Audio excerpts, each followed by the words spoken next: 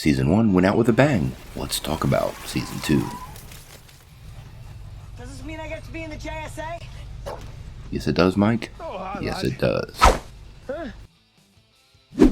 Hey guys, thanks for tuning in to Comic Book Nostalgia. I'm CB Nostalgia, and let's take a couple minutes to talk about Season 2 of Stargirl. But first, we wanted to remind everybody, if you're looking for your place for all your comic book news, rumors, and reviews, all while looking for the best and positive in those characters we love, make sure you hit that like button and press subscribe. Well, that was quite a season finale, and I don't think many fans walked away disappointed from the final episode of Stargirl. Lots happened, but more importantly, we have so much to look forward to. We have a ton of returning characters, as well as some paths to new villains, and a whole new world opening up for Stargirl on the CW network. Let's sit back and take a couple of minutes to break down what's ahead for the good folks of Blue Valley in Season 2 of Stargirl.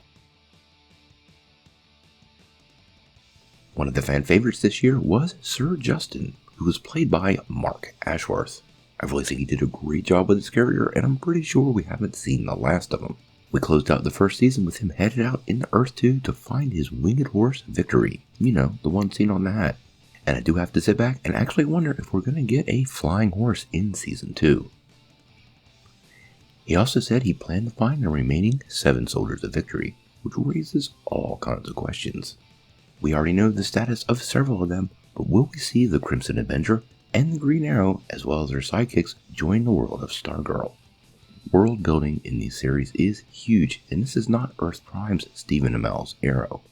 So it opens up all kinds of possibilities for future storytelling. For me personally, I think the ultimate odd couple show would be the Vigilante teamed up with Sir Justin. But a guy can wish. One of the other storylines I'm sure we're going to see a bit more of in Season 2 is Courtney's real father, as well as his association with the Royal Flush Gang. We did a video on her father a couple of weeks ago, and this storyline is set up perfectly. Although the Royal Flush Gang has had multiple configurations in the comics, her father is not a major member in any of them. Actually, he's just a goon, and in the comics he gets offed rather quickly. Quite honestly, I wouldn't be surprised if this is exactly what happens in Season 2, with him returning only to die shortly after and seeding the Royal Flush Gang as a seasonal reoccurring villain for the series. Now, if you watch closely, there's actually an Easter egg for this in the finale. You can see a giant playing card in the background when Cindy is rummaging through all the boxes at the end of the episode. In case you didn't know, that is the Wizard's Warehouse, so there's probably all kinds of goodies in there.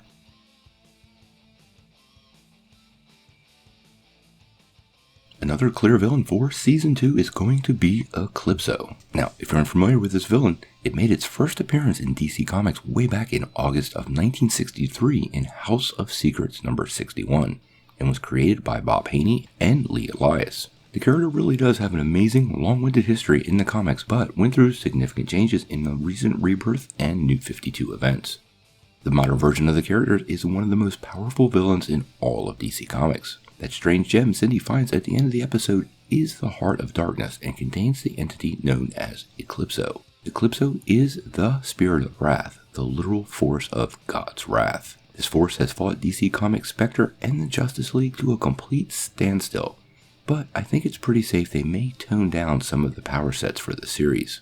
Now, Cindy was pretty formidable during Season 1, and Eclipso's gem has the power to enhance and or give them new powers, although it makes them darker and even more physically corrupt. Keeping the entity contained, at least in the comics, is expensive, and at least in the land of ink and pages, costs 2 members of the teams. That's right, in the comics, Eclipso kills 2 members of the current series. This personal connection may come into play in Stargirl too, although we hope it doesn't mean these characters will die in the future season. Who is it, you say? Well, both Beth and Yolanda both die in the comics. As a matter of fact, this sees Yolanda's brother turn into sort of a superhero himself and go after Eclipso for revenge. For me, I think we'll see Cindy possess most of next season, with Eclipso being the villain for the latter half of the year. Part of Eclipso's storyline also involves Gemworld, which is something else that has been rumored. Gemworld is another dimension originally created by the Lords of Chaos and becomes the domain of the Homo Magi and fairies who immigrated from Earth. Homo Magi are a race of magic-using humans. You may have heard of a couple before, like Zatanna. It would be pretty amazing if they did some sort of Gemworld adventure, but we'll have to wait and see. That sounds expensive. and we know how the CW does with budgets.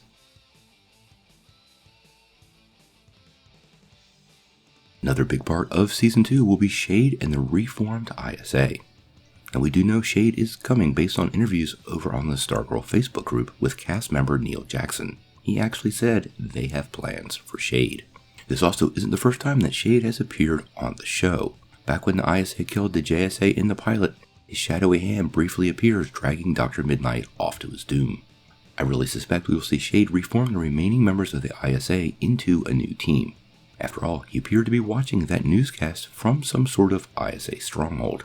And although some people's fates are not so clear, and no one in the comics ever stays dead forever, we are likely to see Grundy, Sportsmaster, the Gambler, and the new Fiddler next season, probably under the control of Shade along with some new faces.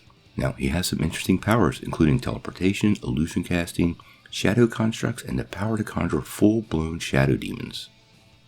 He is a really old-school villain, going all the way back to 1942, where he made his first appearance in Flash Comics number 33.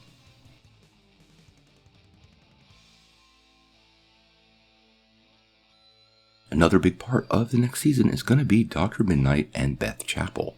I really do think Beth is going to develop into a new version of Dr. Midnight, very similar in the comics. It may very well be a story of her developing into a hero of her own right without the goggles. Think that moment with Tony Stark in Spider-Man Far From Home. Beth Chapel grew on a lot of people on the show, but as a character she has a lot of growing to do as a hero. She isn't physical at all. Like many of the other heroes, in minus her glasses, she has nowhere to go but up from here. Some of this is paralleled in the comics, and we are likely to see it transpire to the screen through Stargirl's second season. She also develops a relationship with Rick Tyler, aka Hourman, at least in the comics, but if you watch that season finale, you may have noticed her arm around him once or twice, so we might be getting a little foreshadowing for next year.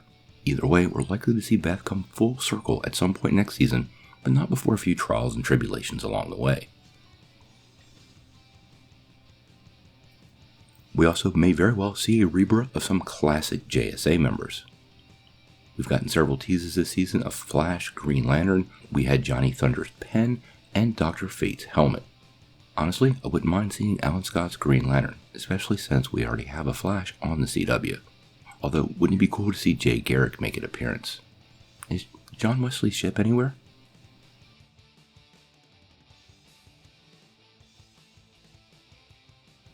And then there's Starman. Well, Starman's return. Joel McHale caught everyone off guard with a surprise cameo in the post-credits scene of the finale. Has Starman returned?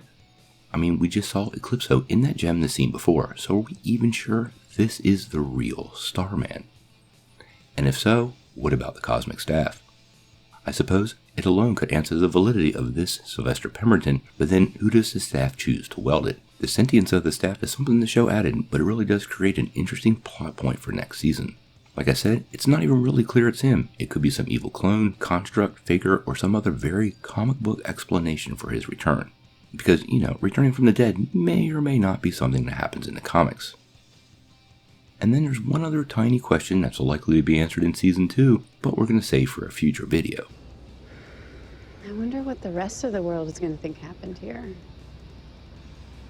They always come up with the story. Who does? In any case, Stargirl clearly has a lot coming at us in Season 2, and I hope you're as excited as I am. Obviously, there's lots of other growth for other characters on the show, like Barbara and Mike, but we'll have to wait and see how some of this develops. Hopefully, Mike gets to fly straight next year. What do you want to see in Season 2 of Stargirl? Tell me what you think in the comments below.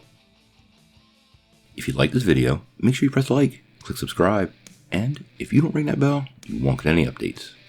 Peace.